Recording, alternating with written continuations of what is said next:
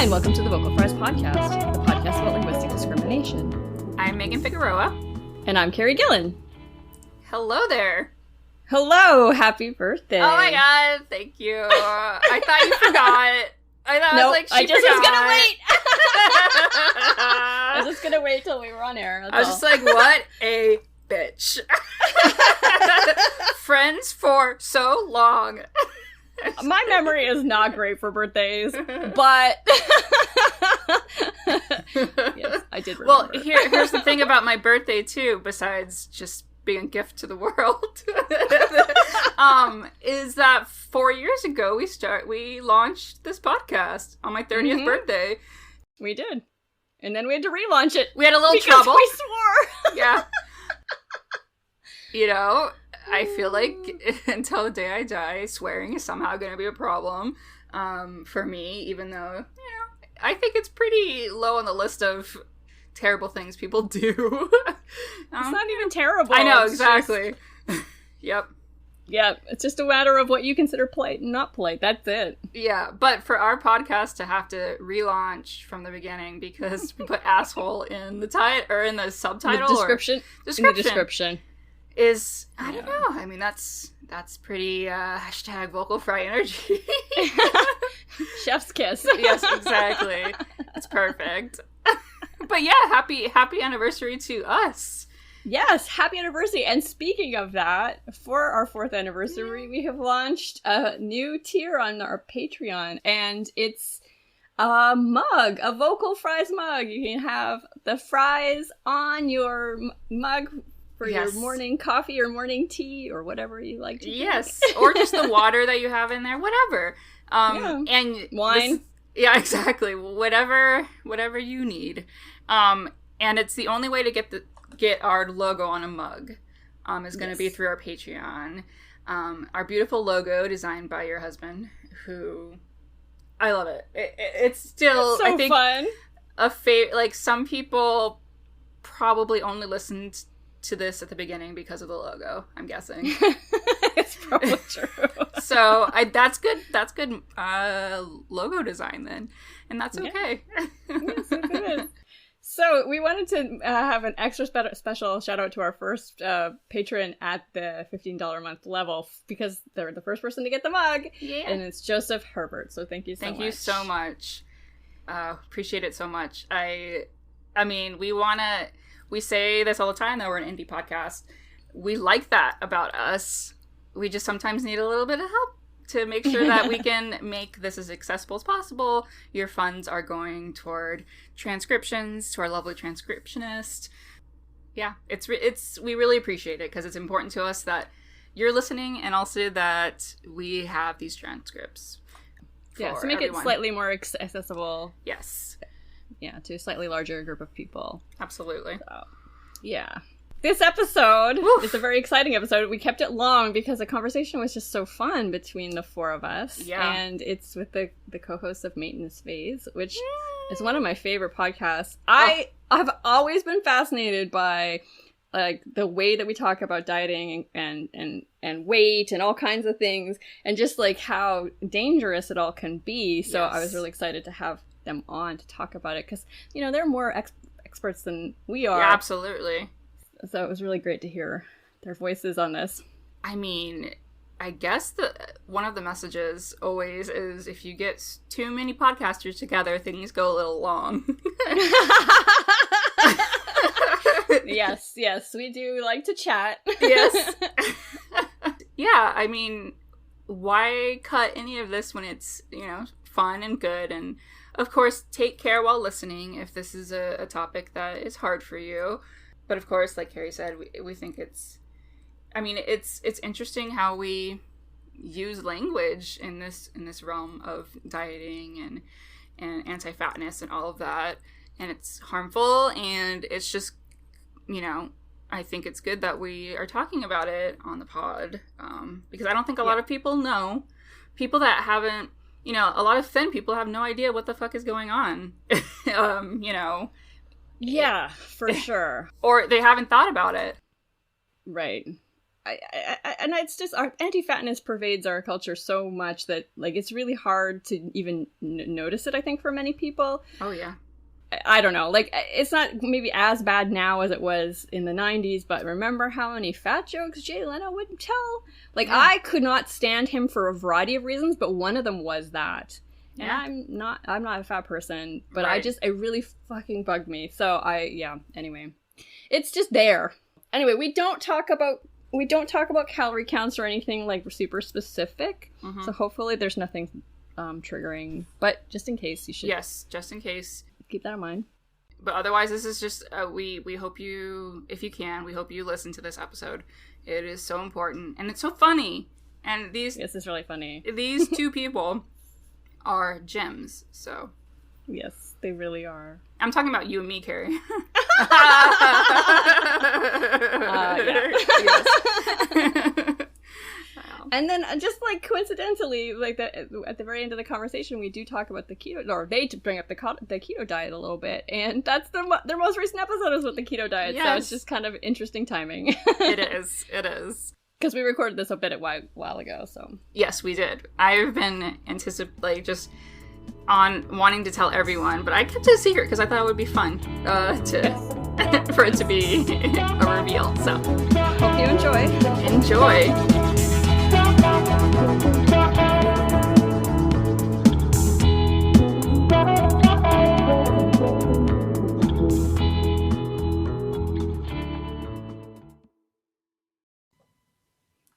Like this show and want to make your own? Let me tell you about Anchor.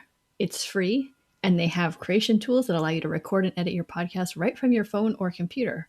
And now you can even add any song from Spotify directly to your episodes.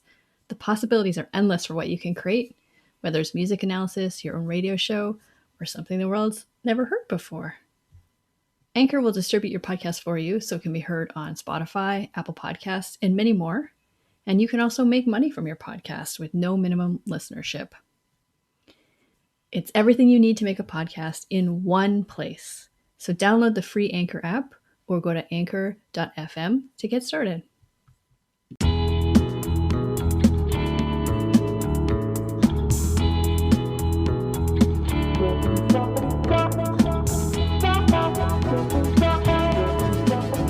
Oh my god, it's the crossover event of the season!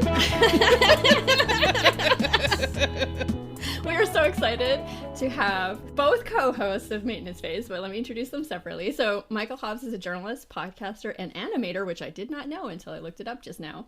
Oh. And the co-host of You're Wrong About, and most relevantly, Maintenance Phase. Aubrey Gordon writes about the social realities of life as a very fat person, previously publishing anonymously as Your Fat Friend in Health Magazine, Vox, Gay Mag, and Medium, among others. She's a columnist with Self Magazine, where she writes about health, weight stigma, and fatness, and is the other co-host of Maintenance Phase, and the author of What We Don't Talk About When We Talk About Fat. So welcome. Thank you so much for having us. So before we begin on the reason that we wanted to have you both on the show, first of all, why did you want to start a podcast on wellness and weight loss? Aubrey always has a better answer for this than I do. I'm going to give it a shot. You tell me. I feel like... Listen, there's a long and good answer, which I will get to in a minute. The short and bad and fairly honest answer is it was quarantine. And we both had a bunch of time at home. We were like, you're fun to talk to. Let's do this. Part of it also was that, in looking at health and wellness podcasts, there are a great deal of them that are claiming a great deal of authority and sort of in broad brushstrokes going like, the research shows blah, blah, blah, and like sort of never citing their sources. There's not necessarily a ton of rigor, and there's mostly a bunch of passing on of what actually turns out to be like pretty bad or incomplete information through those. And I think what we wanted to do was do like a very fact-checky, very like grounded in research and data kind of approach to talking about health and wellness. And I think in part the reason that we wanted to do that, or the reason that I wanted to do that, was that I think the research tells us something really different than what we think we know about health and wellness, which is like being fatter makes you less healthy. And actually a bunch of research tells us that actually being stigmatized is what makes you less healthy, right? That there's just a whole host of stuff like that feels really important to get into. I don't know, Mike, what would you say? Like, to put it in the most neoliberal terms possible, I do think that there is a gap in the market for this kind of information, because there's sort of the health and wellness content, podcasts, whatever, that are like how to get your 10,000 steps, or like how to do CrossFit, and that are just very like pro, like whatever the fad is. And then there's also a category of sort of debunky podcasts or debunky articles that sort of take this stance of like, is this thing real, or is it just like a placebo and it's harmless, right? They're like, that's the question they're asking, of like, does this work, or is everybody using their best intentions and like maybe it's not as effective as they say? Whereas there doesn't seem to be anything carved out that's like, this is a scam. Like there are cynical operators behind a lot of these things, and that they are fleecing people for their money, and they are lying to you constantly, and they are gaslighting you about what their product can do. And I think, like, it is weird to me that sort of the both sides in the health conversation is sort of like, does this work or does it not work? As opposed to, are these people acting in good faith, or are they just like literally scamming you to get you to use this product that they are making money on? And so we wanted to sort of come at it from a point of view of like, we have to at least entertain the possibility that these people are not acting in good faith and like might actually be harming people or taking their money that they could be spending on something else. And it just, that seemed like a huge hole in like the entire health and fitness discussion. And you're bringing your expertise from You're Wrong About and the fact checking you do there to this. And so you're used to doing this kind of podcasting. Well, there's a lot of You're Wrong Abouts in health and fitness. And I think, the biggest thing that we've learned from doing You're Wrong About for almost 3 years now is that everyone is operating from incomplete information. And oftentimes, I mean, there are sort of good faith actors who just simply don't know things. And there's sort of this like game of telephone that you play with little facts and information that ends up getting morphed over time. And it's even worse with anything involving health and wellness, because like there's a lot of extremely basic stuff about health and fitness that we just don't know. And yet, as soon as you get sort of sports drinks involved and diet food involved and, these billion-dollar industries, all of a sudden there's this weird sense of certainty around like you have to do it this way. And a lot of what we do on the show is just try to go back to like, well, what do we actually know about this topic? Like what are any of these messages actually based on? And usually they're based on these like weird phantoms, or like it's a weird study with, 15 people or something like that. Like we just actually don't know that much about health and wellness. So the reason why we wanted to have both of you on is obviously the language around diet culture and fatness and all these things. And I think we should start with what your book is about, Aubrey. So why did you want to write a book about talking about fatness? To steal Mike's very neoliberal frame, it felt like a real gap in the marketplace. You know me, classic capitalist. There's a real gap in the marketplace. And there were lots and lots of books about how to be confident as a fat person. There were lots and lots of books about why it's unhealthy to be fat, or why it might not be as unhealthy as we think to be fat. And there were very few non-academic books that just sort of laid out like, okay, when we talk about fatness and fat people, like, let's actually just have a conversation about the impacts of weight stigma on fat people. It just felt important to be able to have a conversation that wasn't talking about the impacts of weight bias on thin people, which is disproportionately the conversation that we have. What? Yeah, totally. Whoops, yeah. sorry. Oh, absolutely. Yeah. Wah wah. And to actually say, this is something that's designed to hurt fat people. Let's talk about the ways in which it actually impacts fat people. That's what felt most important to me and felt really missing from quite a bit of the conversation. Yeah, it seems like the most important part of the conversation. I mean, I would argue it's a pretty central one. Yeah, right? central. Like, maybe central is the best way to put it, yeah. Yeah, I mean, like, it would be real wild to me if every time we talked about misogyny, we just talked about how it hurt men. Right? Like, that would wig me right out. Yeah. Like, guys, but men are really suffering. And you're like, okay, that might be true, but also what? Yeah. Can we talk about sort of the main event here? Aubrey, what's an example of what you mean? What are the messages, like, what are these messages that say that, like, fat phobia is hurting skinny people? I think it's a lot of the stuff that we saw. Oh, you and I were just talking off mic about Jessica Simpson. I think quite a bit of the outrage over Jessica Simpson and Kelly Clarkson being called fat. Oh, yeah. Right? That is like, they're not fat, though, which sort of reinforces the idea that it's okay to do that if someone is fat. Right. But it's not okay if it's inaccurate. Right. That actually the central sort of issue with that is that it's inaccurate, not that it's like a deeply harmful and mean-spirited thing to do to someone. Right. Like, regardless of their size.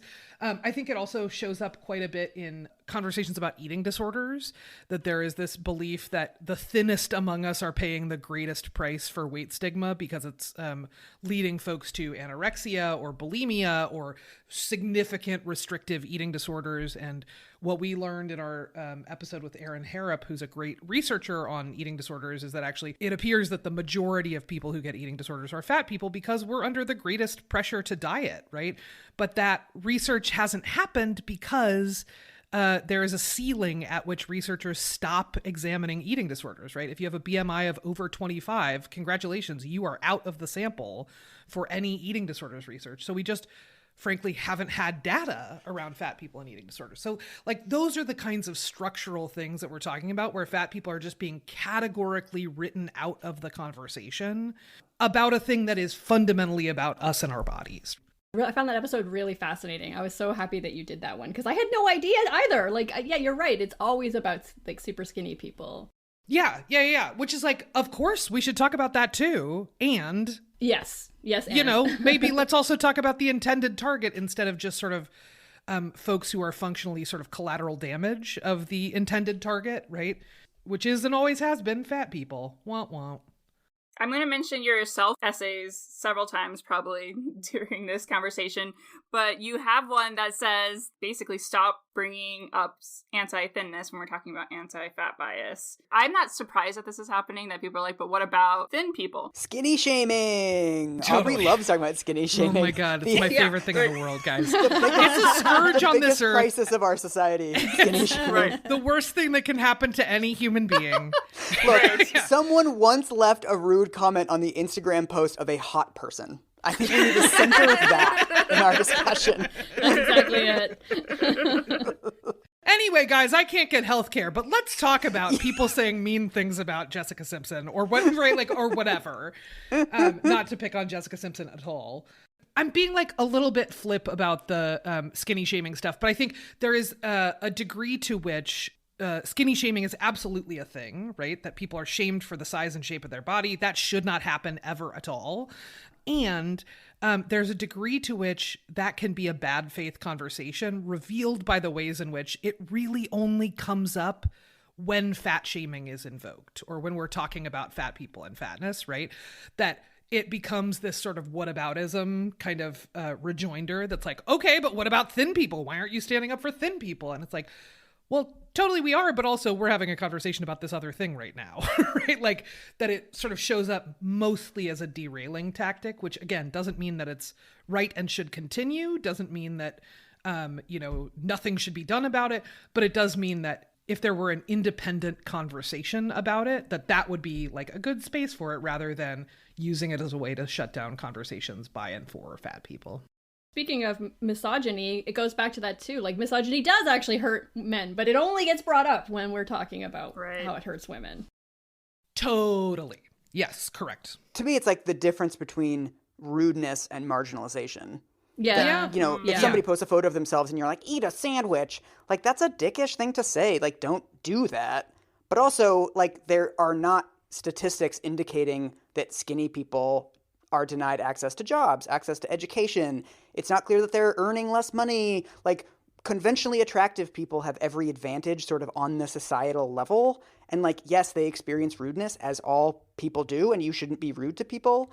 But also it's not fair to compare that to systematic, measurable, quantifiable marginalization that fat people face. And like, it's also very rude to bring that up when somebody's talking about their marginalization, to be like, what about this time someone was rude to me?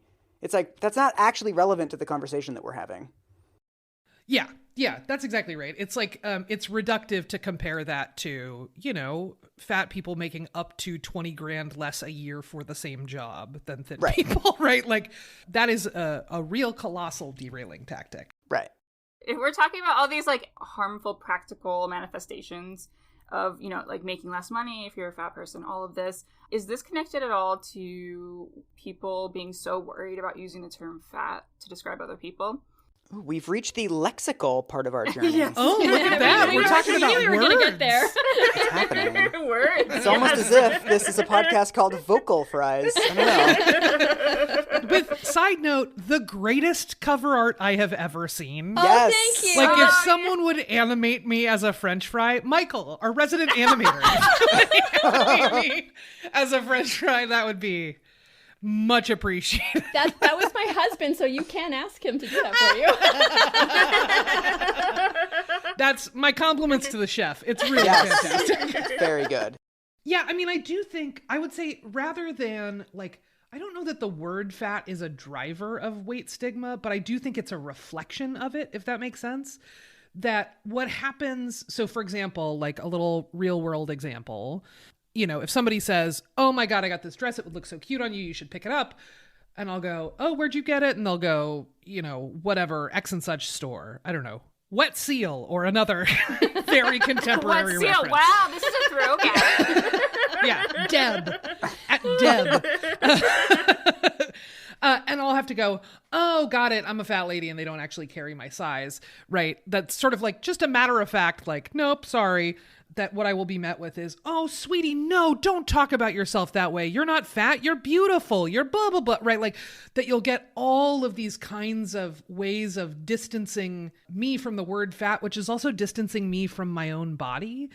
It's a little bit of like, fatness is a terrible thing and I can see your body, but I don't want to think of you in the ways that I think of fat people. So I'm going to say, don't call yourself fat, right? It almost gets treated as like a 4-letter word in some ways, right?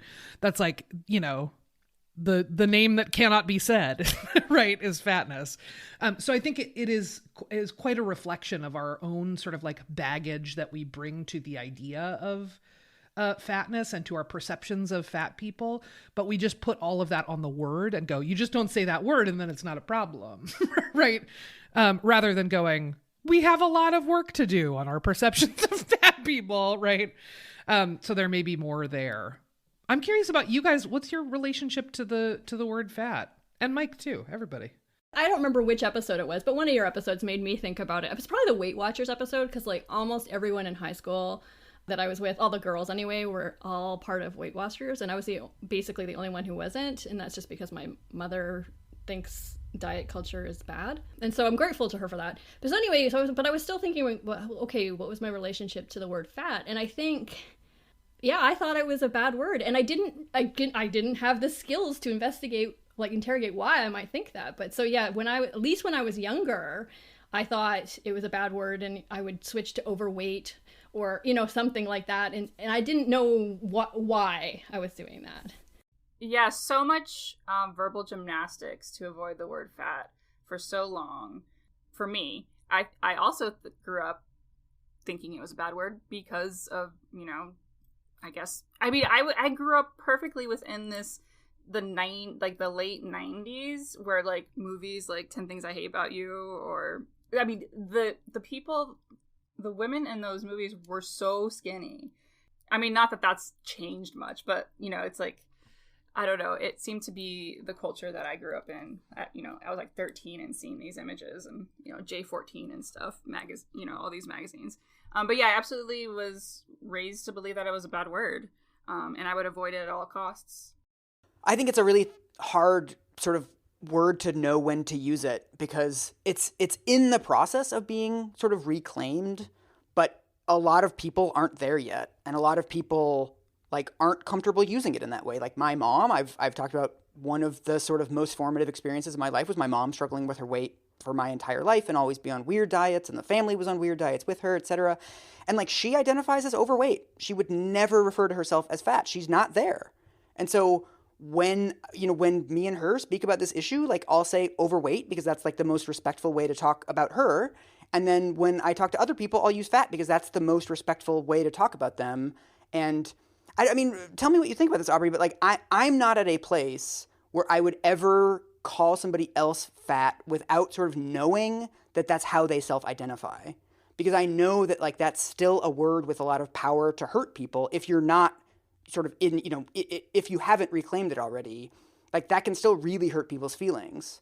And so even while I sort of like on a broader societal level, I don't love these like euphemisms, you know, like curvy or like large or whatever, like I will use those euphemisms in some context if I don't know the way that somebody's comfortable identifying. Yeah, I mean, I think that's right. And a good general sort of guideline for folks is like, if you're talking about individual people, use the language that they use. If you're not sure what language they use, ask them what language they use. Yeah. I will also say, I think there's a degree to which discomfort with the word fat is generational, it's community specific, right? Like there are lots of different lines that it sort of breaks along. And I think one of those is, in my experience, the people who are most uncomfortable with the word fat are people who have not ever been very fat, right? That for people my size and larger, it's like, oh, being called fat is genuinely the least of our worries, right? Like, it's kind of fine. Like, I know I'm fat, and it's very odd and uncomfortable to me personally when people sort of go out of their way to tiptoe around it or to dismiss or deny it. Like, that's really bizarre to me when people are like, you're not fat. And I'm like, madam, I am 350 pounds. Like, you cannot, like, that is observably false, right?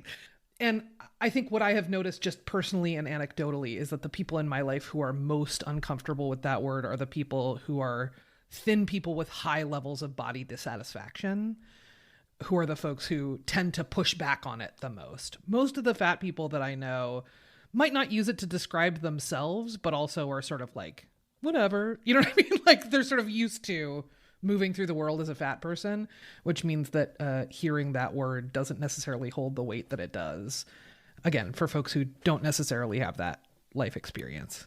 Yeah, I guess this just like lit up a light bulb for me because I am like 5'6". I am 5'8" on my dating profile. But when other people, like I've done the thing where I'm like, da, da, da, as a short guy, da, da, da, and then people will be like, oh, you're not short. And I'm just like confused. Yes. Yep. I'm like, yep. No. Yep. Like, I don't feel bad about being short. I'm not self-conscious about being short. Being short is fine. And it's always weird to me when people are like, oh, no, don't say that about yourself. It's like, it's an accurate descriptor. Yeah, totally. In the same way just that, like, weird. I'm 5'10", I'm tall for a lady. And if someone was like, sweetie, do not call yourself tall. I would never hear that. Right? Like, that is a wild response to have to, like, an observable bodily characteristic. And yet it is sort of the prevailing response that we have. And that's real wild. Like, that is something else. But that's also, it's also telling of like the way that so many of these conversations are framed around like the need to lose weight, right? That you don't, for those people sort of in the middle range that are like not quite comfortable identifying as fat or like are still super afraid of becoming sort of undeniably fat, like we have to sort of, there's this way that we have to sort of frame the conversation around like, well, you won't always be fat, sweetie, or like you can not be fat anymore. And so there's this sort of mythos around sort of like the obligation to lose weight and this sort of like the terror of just like being a fat person. Yeah. And that like your body, if you are fat or if you've gained weight from wherever you were before, that this is a pit stop on your way to or on your way back to thinness, right? Like your ultimate and true state is a thin person.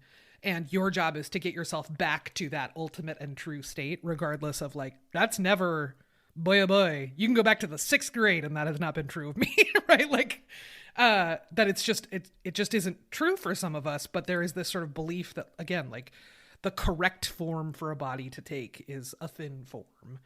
And we don't really do much interrogating of that. Yeah, Aubrey, you talked about the cultural differences too. I was thinking about it. I guess I didn't think about it as deeply before. But the Mexican side of my family, I feel like they were comfortable talking about fatness, but it was to point out that, you know, again, this pit stop thing, like there needed to be a change.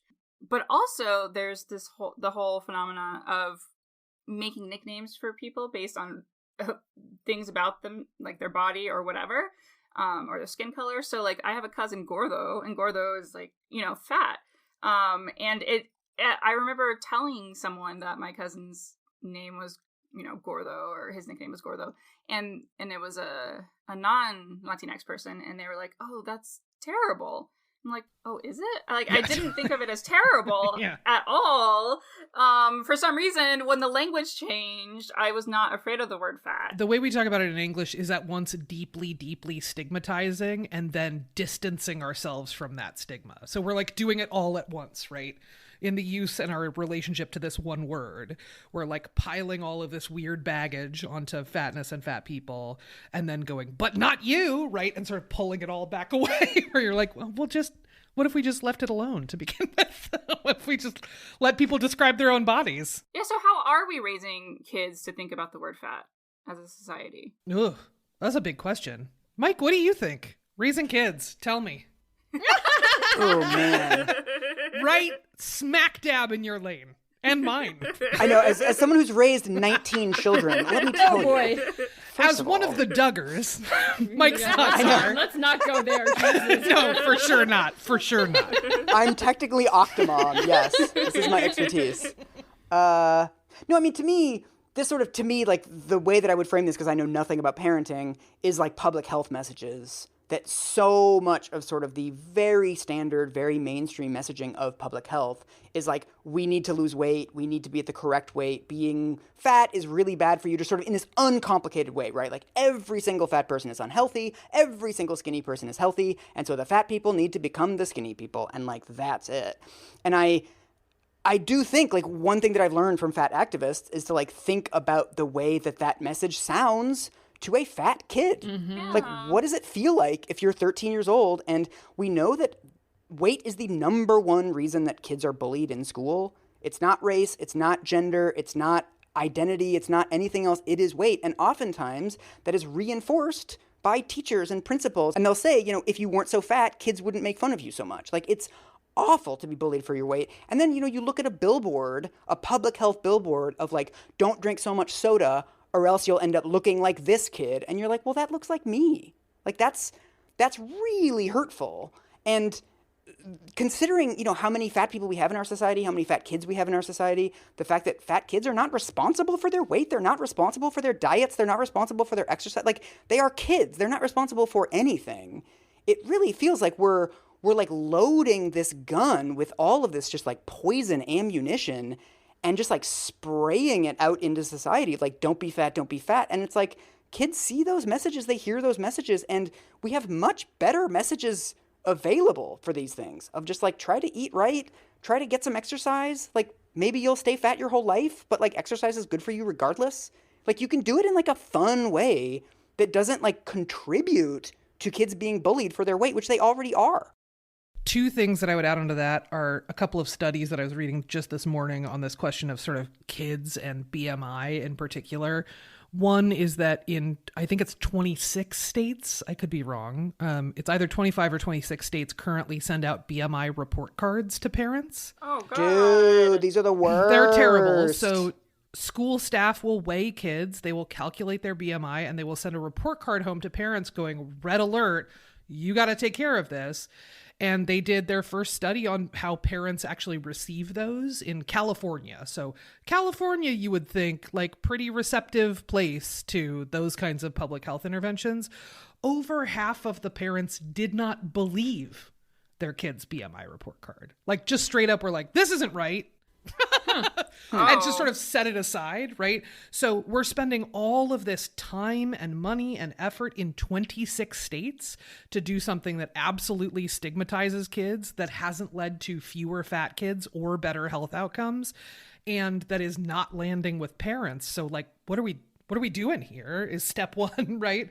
And step two is the other study that I read this morning with regard to this kind of stuff was a study of suburban middle and high schools that found that when they gave teachers in those schools similar essays or the same essays from different students and gave them pictures of fat students and thin students to attach to sort of who had written it, that they would give the same essay lower grades, that they would assume that the fatter student needed more remedial help and needed remedial placement in classes, right? So like it's actually also directly impacting teachers, but also like adults broadly, right? Perception of fat kids. And that's not a problem that is specific to teachers. That is a problem that is specific to kind of everybody, and teachers happen to be in the driver's seat in this particular role, right? So that's where it shows up. It also shows up with doctors. It also shows up with, you know, public policy makers. It shows up in a lot of places. But there are ways in which we are just stacking the deck where, again, like even if you have an accepting and lovely family as a fat kid, you know, as soon as you step outside of your house, you're getting sort of bombarded with all of these messages that are just like, your body is wrong. You look like the wrong kind of person. You have the wrong kind of body. I mean, famously, I think it was about 10 years ago, the state of Georgia launched a public education campaign called Strong for Life that was about tackling the quote unquote childhood obesity epidemic. And they took pictures of fat kids with their faces and everything and put them on billboards and said, "Oh my God. Warning, big bones didn't make me this way. Big meals did. Warning, he's got his father's eyes, his mother's laugh, and his dad's diabetes." Right? Ooh. That is like just intensely stigmatizing. They say that their goal was to get at parents. And I would say, you know, there are kids in those cars too, driving by those billboards, right? And also, what we know from sort of the research on individuals is that shaming somebody for their weight increases their desire to lose weight, but it does not increase their ability to lose weight. So oftentimes it just results in this desperation. And, you know, as we know, 95 to 98% of weight loss attempts fail, right? And so what you're doing, even if sort of your goal is to like get at the parents and like finally tell the parents that sodas are bad or whatever, you're not actually increasing the ability of those parents to do anything. Like a lot of parents work 2 jobs.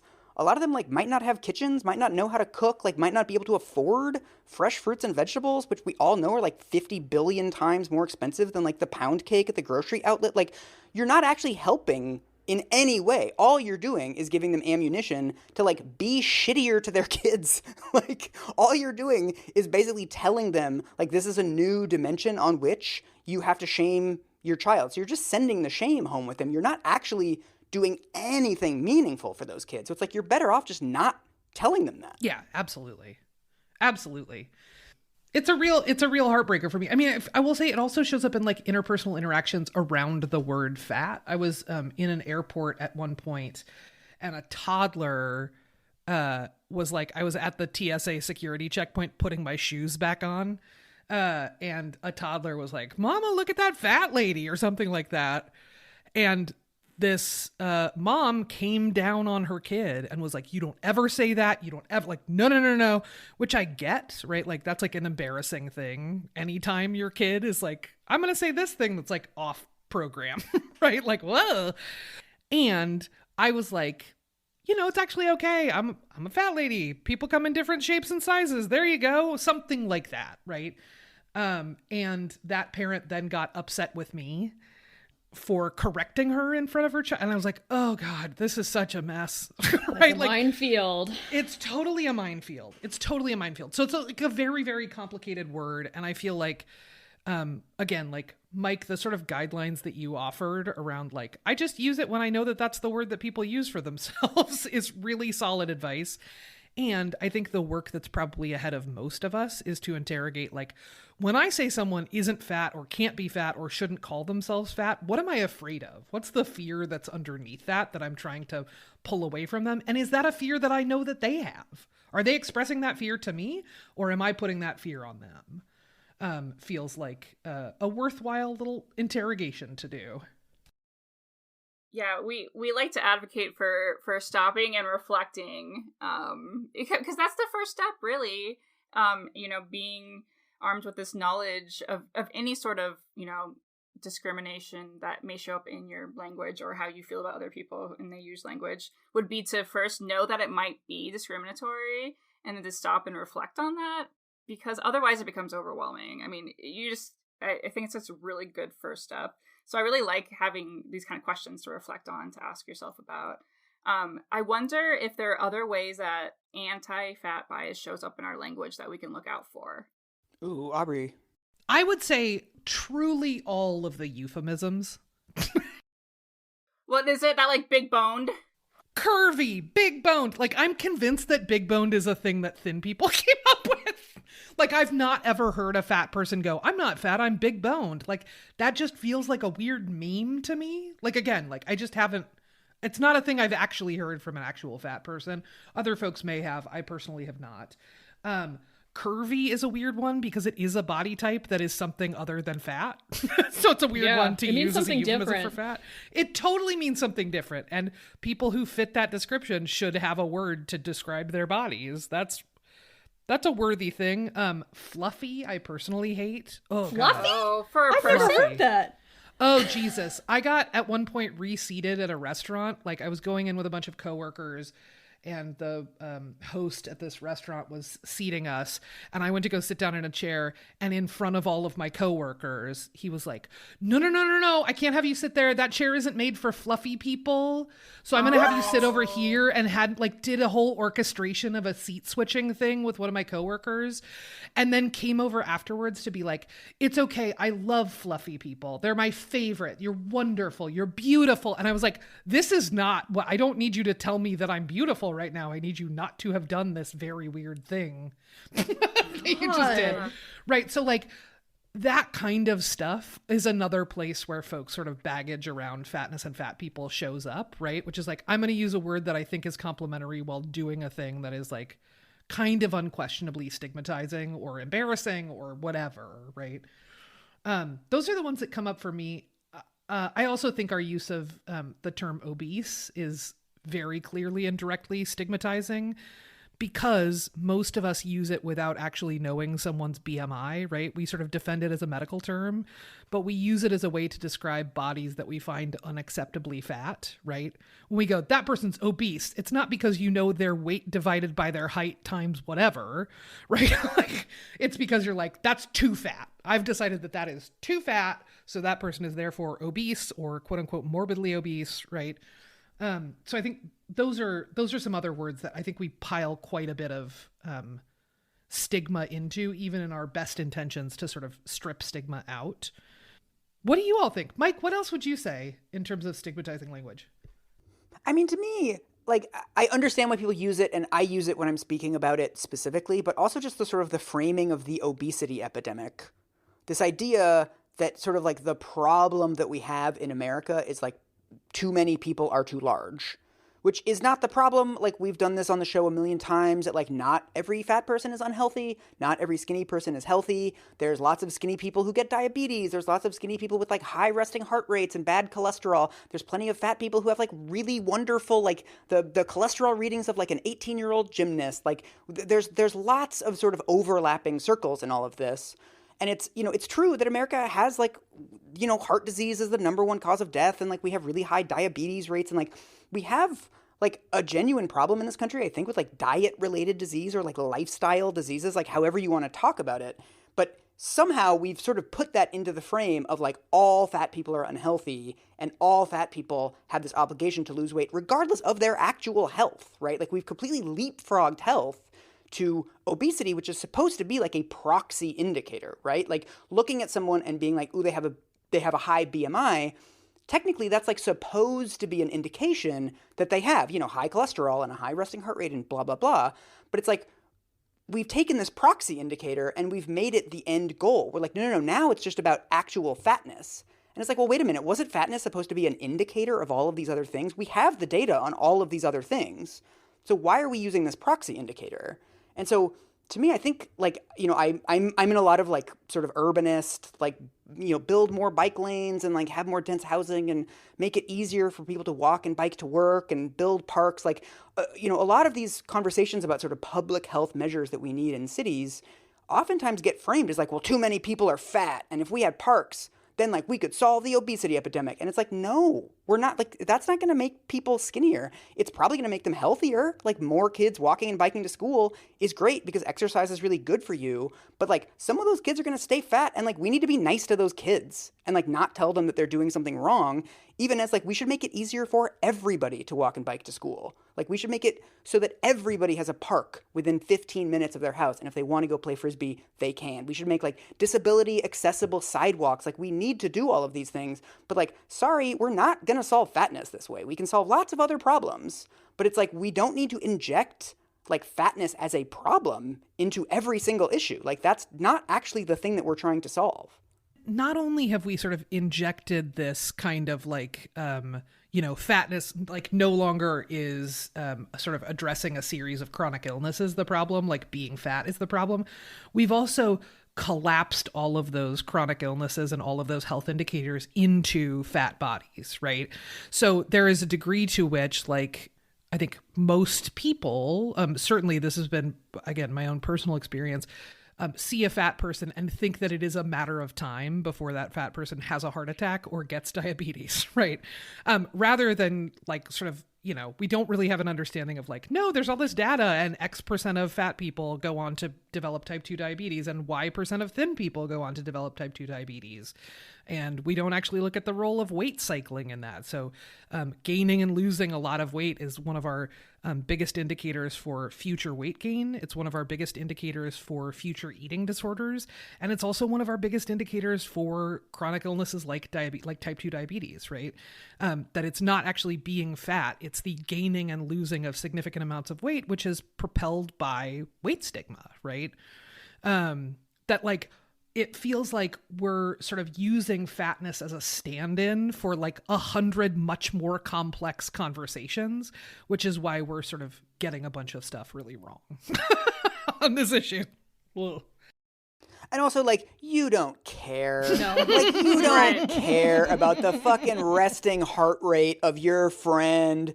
Like, if a skinny guy is sitting next to you on the plane and he's, like, having a conversation on his phone with his wife and he's like, they found out that my cholesterol is really high and I need to change my diet. You're not going to be like, you piece of shit, I'm going to move my seat now. Like, you don't care. The whole thing is just a way of stigmatizing people based on their looks. And, like, let's all admit it. Like, you are not going around asking people for their LDL cholesterol numbers. You don't even, like, I don't even know what, like, good and bad cholesterol is. I don't know what my blood pressure is, like, supposed to be. 99% of the population does not know this stuff. But it's only when somebody's fat we're like, I'm really concerned about your blood pressure. Like, come on. So this reminds me of what I find it out in the world to be stigmatizing language that is kind of hidden or, in plain sight kind of thing, is the healthy versus unhealthy discussion. And both of you mentioned the word healthy, several times when you're talking about this. And we were mentioning it, up until this point, the word healthy. Is healthy, unhealthy a false binary? 100%. We have talked about this on our show like 3 times and we've cut it out every time. we're like, that's too much to unpack. Yeah, that's right. Let's do it here. Here we are. Let's solve it. Let's solve this problem. So, I mean, I think part of what, like Mike and I have gone back and forth about this quite a bit, and we have like complementary but different perspectives on this.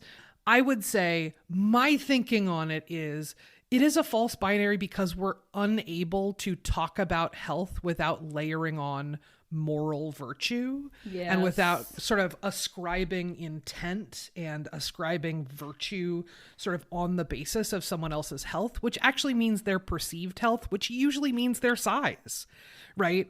So like what we're talking about when we talk about someone else being healthy or unhealthy is our perception of their health, which usually just means, is that person thin?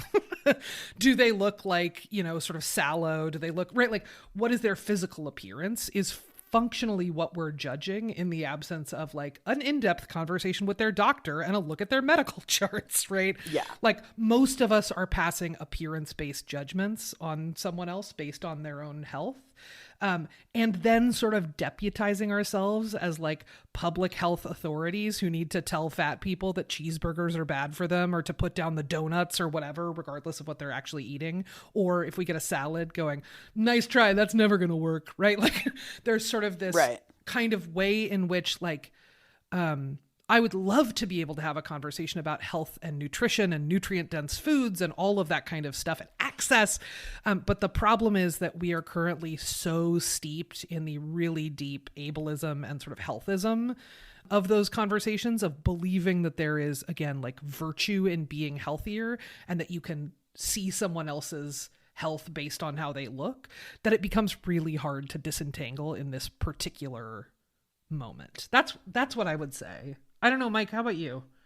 I mean, to me, there's like two completely separate conversations that are very difficult to reconcile with any kind of like theory of everything.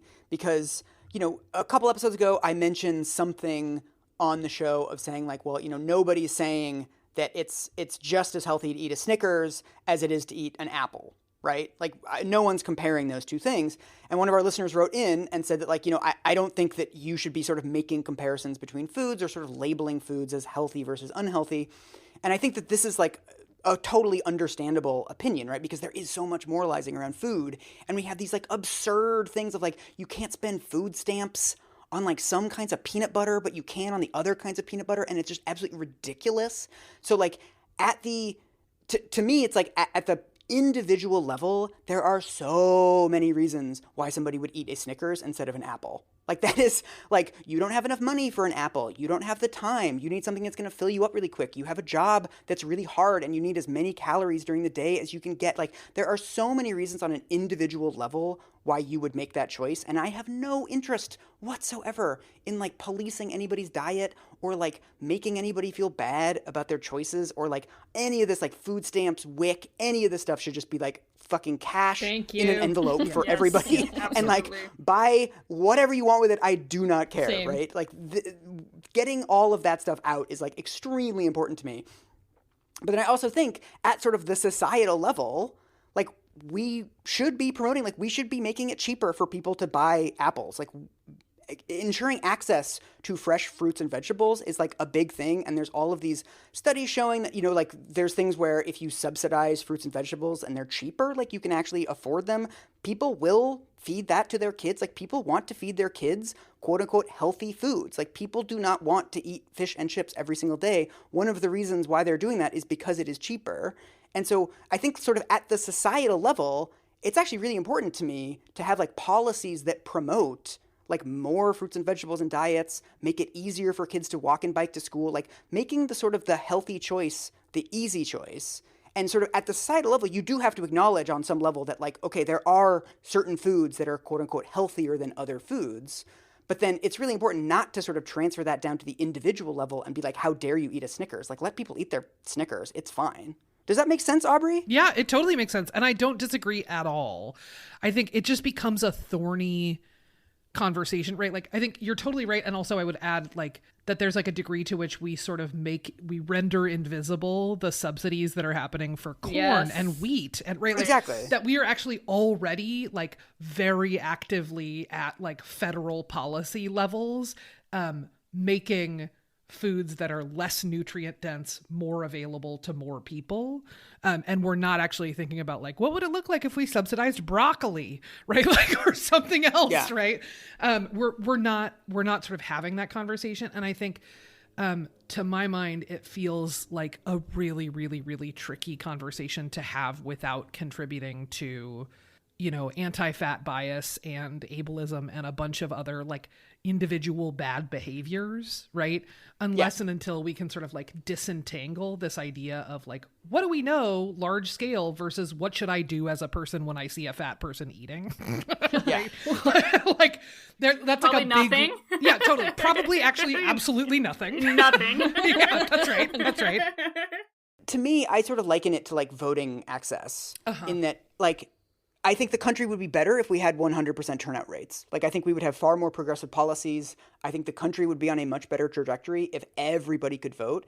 But on the other hand, like, I know people that don't vote. Like, I understand why people don't vote. It's really hard. The offices oftentimes aren't open all the time. A lot of people distrust the political system because the political system has, like, fucked them over a bunch. And, like, I have no interest in, like, shaming or, like, yelling at or scolding people who don't vote. Like, my interest is in making it as easy as possible for everyone to vote and do it in this like encouraging kind of way.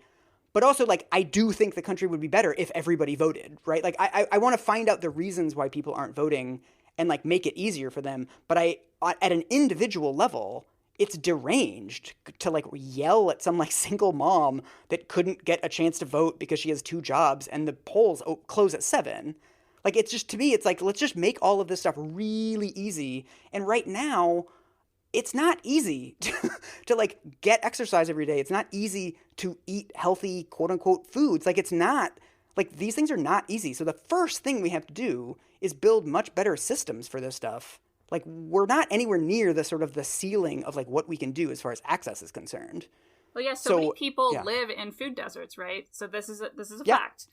But I also, know that even if someone doesn't live in a food desert, maybe they go to the grocery store and, like you mentioned earlier, see vegetables and fruits and stuff, and they're expensive. And you know that your kid loves fucking Kraft macaroni and cheese. So you're going to get the thing your kid's going to eat because you don't want to waste the, like, little money that you have.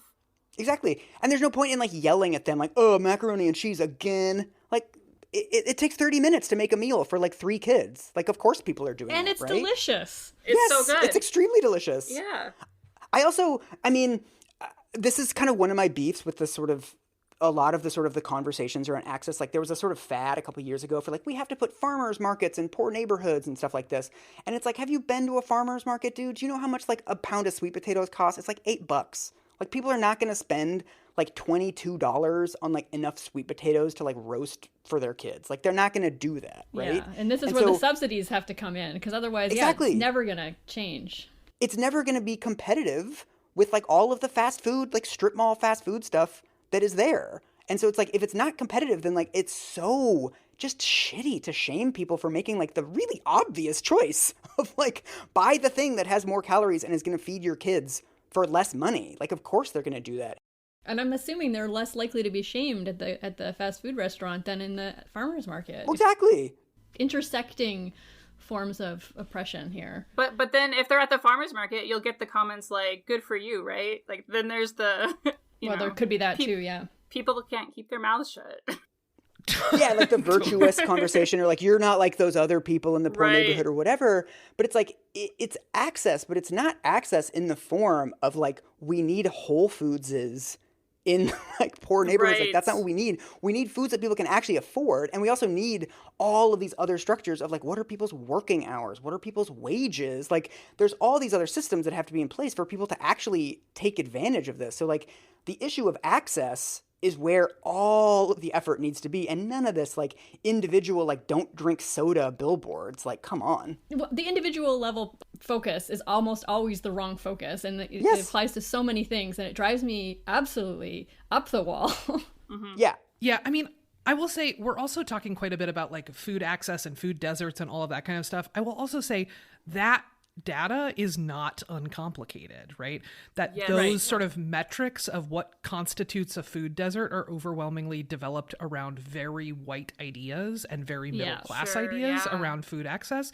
So this was like a big blow up in Portland a couple of years ago, that there was an area that's actually not far from where I live that was declared a food desert, and the city wanted to move in a Trader Joe's.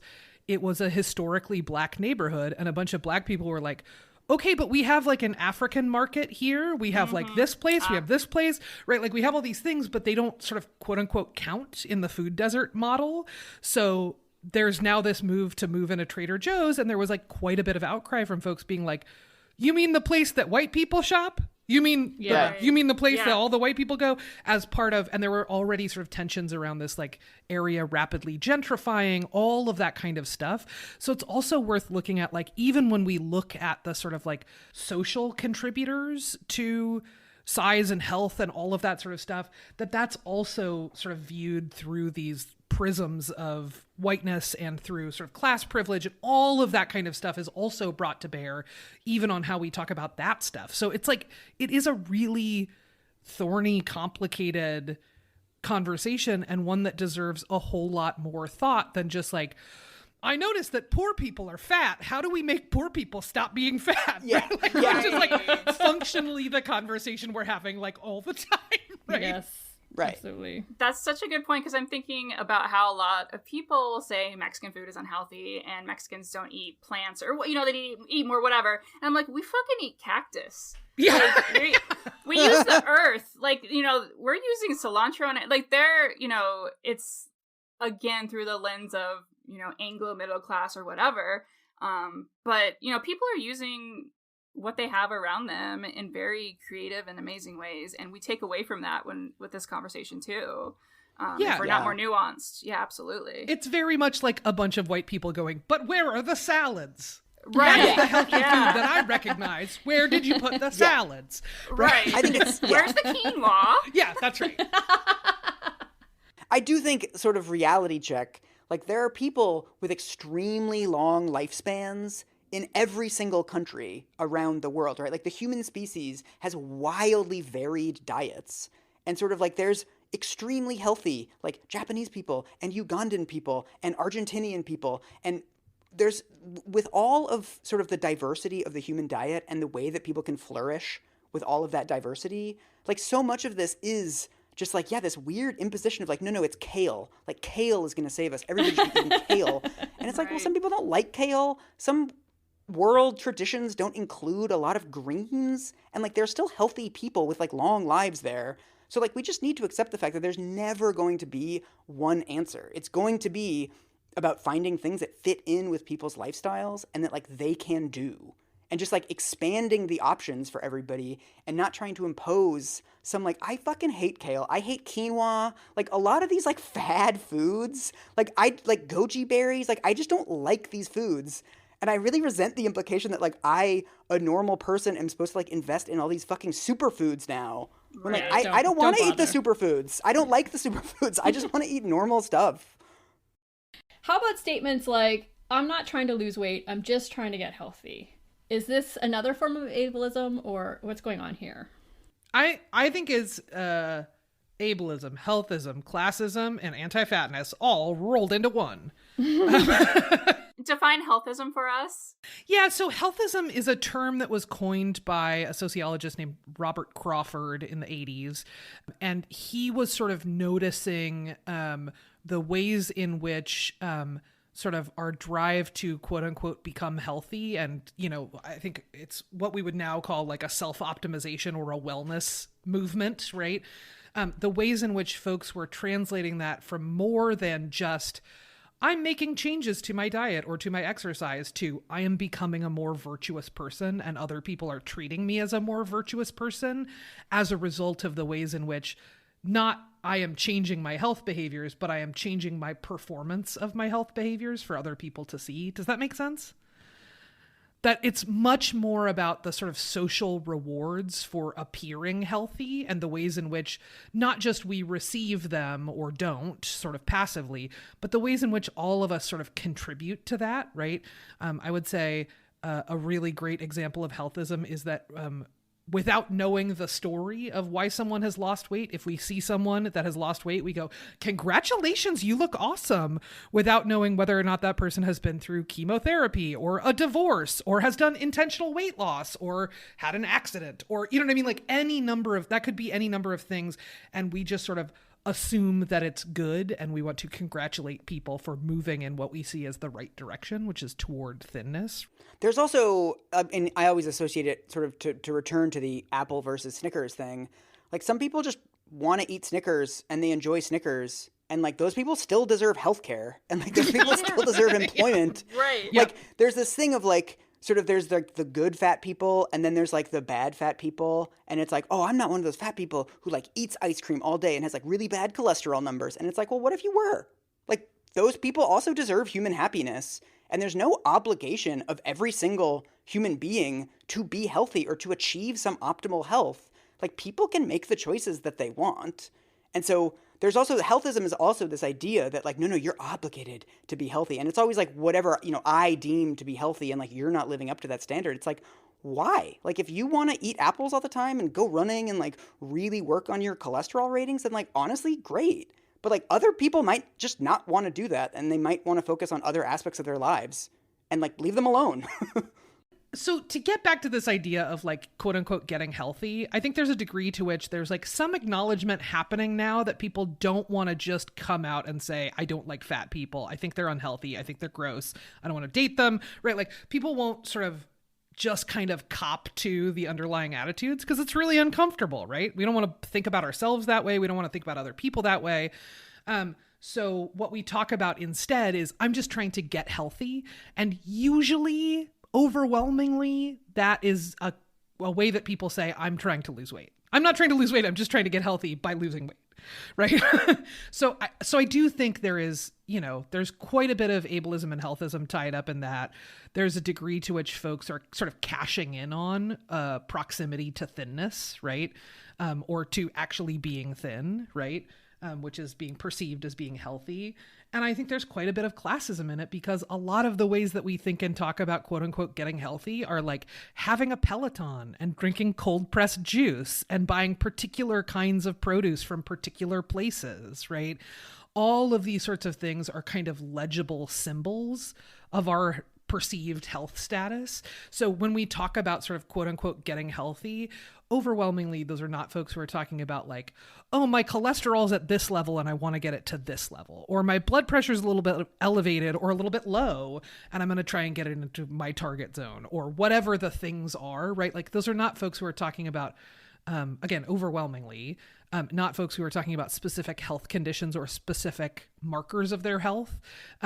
They're talking about a perception from those around them and a perception, sort of an internal perception of their own sort of perception of themselves.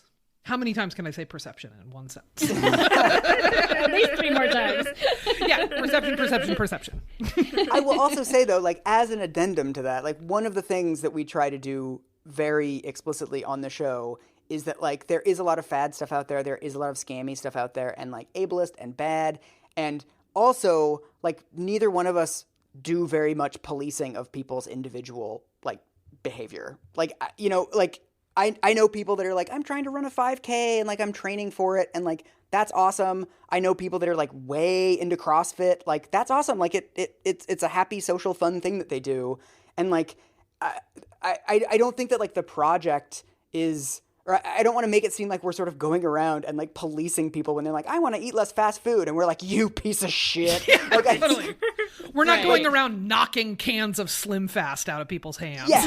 Like, in general, like in the same way that I think that people should not judge fat people's choices or health or Instagrams or anything, I think that also like these things are really deeply embedded in our society. And like some people want to sort of like, I want to do a whole month of like not eating any meat or whatever, or like I want to learn to go biking after work every day. And like in general, I like encourage all of these health-seeking behaviors, but like we should sort of on a societal level interrogate like what exactly does that mean, and like what are the sort of industries behind this, right? And like what are the messages that Americans are actually getting on like what does healthy mean, right? A lot of times it is backed and sort of fueled by these like very capitalistic impulses. And so again, people should do what they want to do. If you want to like do pull-ups after work, like go for it. But there is a larger structure behind this stuff. Like the last thing we want to do is like fuel any of our listeners like being pricks to other people online. Let people's Instagrams be obnoxious. Like it's fine. Yeah, I mean, like I would say related, right? Like there are a number of people that I know and love and am in close relationship with who are in Weight Watchers currently. I'm not going to bag on those people. I'm not gonna like, mostly we don't talk about it. If we do and they feel like it's going well, I'll be like, great, right? Like, okay. And I'm still going to make a podcast episode where I go, hey, did you know that the guy who owns Weight Watchers also owns Keebler and keeps talking about how great it is for him that whether or not people are dieting, he's making money? Does that change your opinion of Weight Watchers? Maybe it does. Maybe it doesn't. Right. But like being able to sort of have a macro conversation that is, not reflected in our personal relationships and how we decide to treat people in a way that like approves or disapproves of their individual choices or perceived choices feels like very important to Mike and I both, I would say. Is that fair, Mike? Yeah, let people do CrossFit if you like your CrossFit. And also let people I'll allow eat it for now. Yeah, for now. For now. You know? For now. Cut to next week, we do a CrossFit episode, and we're like, oops, know. Nazis invented it. Bye. Right, like, That's how it feels from the outside to me. Yeah. I might open Instagram this afternoon and take all of this back. You know what? You've lost your privileges. Everyone exercising, fuck you. Totally. And listen, this afternoon I might also just be like, surprise, I operate entirely off of moon juice now. Yay! Yeah. We did it. Ashwagandha, sign me up. Oh boy. Yeah, I always think about like not everyone, a lot of people in the wellness industry, all they talk about is like, oh, big pharma, they're making all this money. And it's like, but like, what are you spending your money on? Like, who are you giving money to? Can you not see the same issue here? And maybe it's actually worse because at least the pharmaceuticals sometimes are actually keeping us alive. And also, at least the pharmaceutical industry is fucking regulated as opposed to like the nutritional supplements industry. my Like God, they can literally put sawdust in your like vitamin D pill and just sell it to you. So like, I do think, again, not shaming anybody for their individual choices. I was actually at the store the other day and vitamin D was on sale and I bought a bottle of it. Yeah, I have vitamin D. It was like $6. And whatever, like maybe it's sawdust and I'm out $6, but like ultimately it's pretty low stakes. But like it is important to sort of resist the urge to universalize this stuff. I think that sort of if there's like a general finding that we have, it's that like the most important thing is to not try to apply whatever works for your body to other people's bodies. And like if you're on a keto diet, then like that's great and I'm not going to tell you to get off of it, but I'm also going to be super mean to you if you start implying that like everybody should go keto and that like people who aren't on keto are like somehow broken or immoral or something, or like, have you tried keto? Like, no. I'm happy for you. You have found happiness. This is a diet that is good for you and working. But, like, leave people the fuck alone. And if other people aren't on keto and don't want to be, like, people's bodies are different. And, like, let their bodies go with God. Like, the same way I'm going to let you go with God, like, let other people, regardless of their size or their diet or anything else, just, like, leave them alone. Leave them alone. Such great advice. You know? So simple.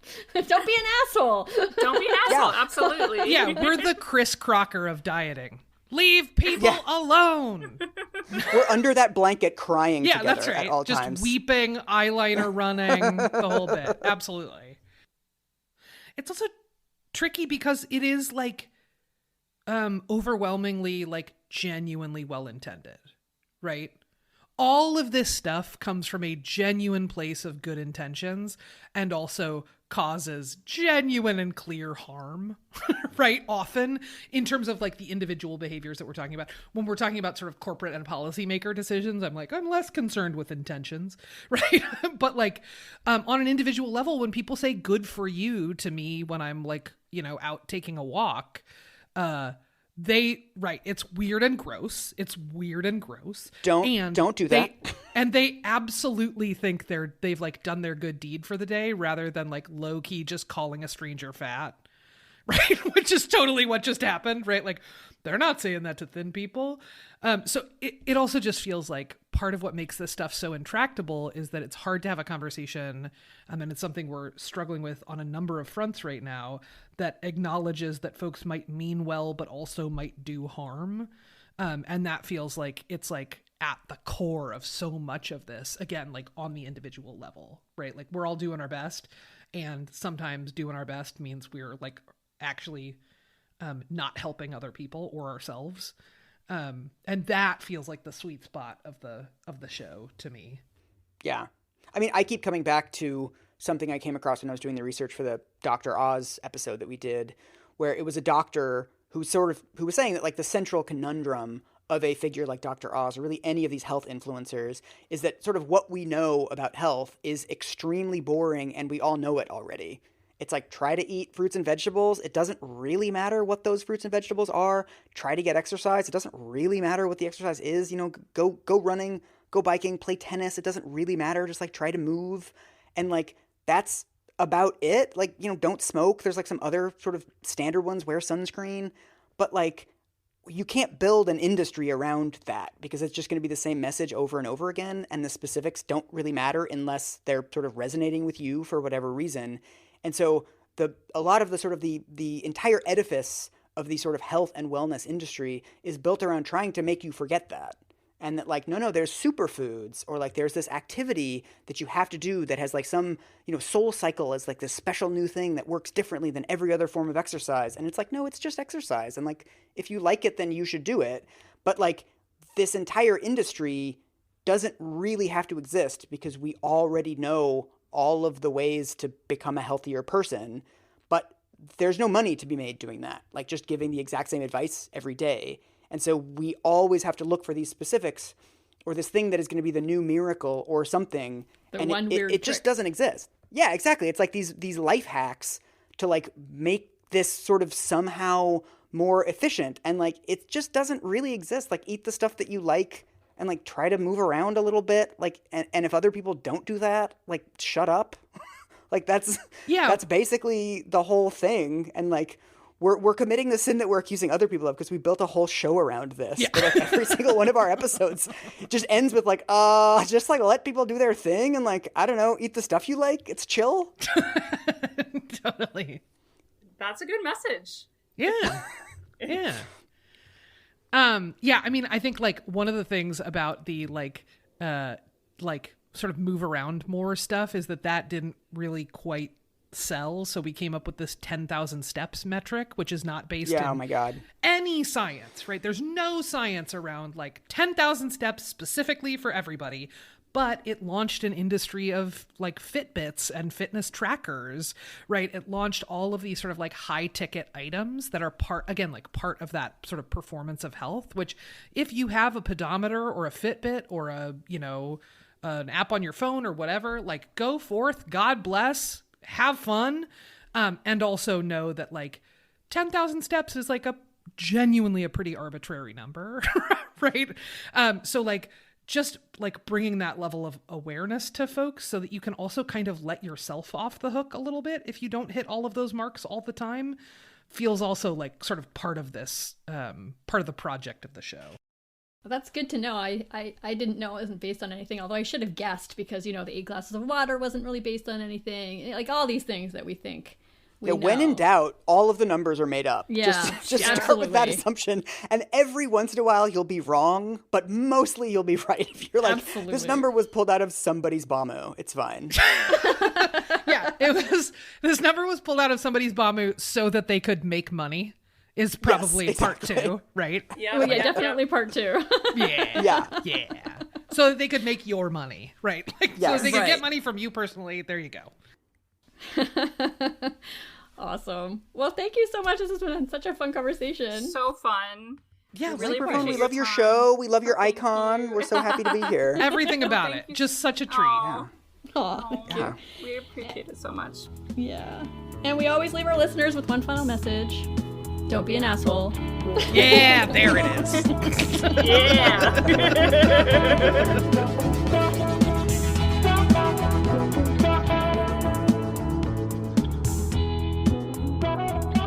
Okay, we would also like to thank our newest patrons. So we already thanked Joseph Herbert, but thank you once again. Thank you.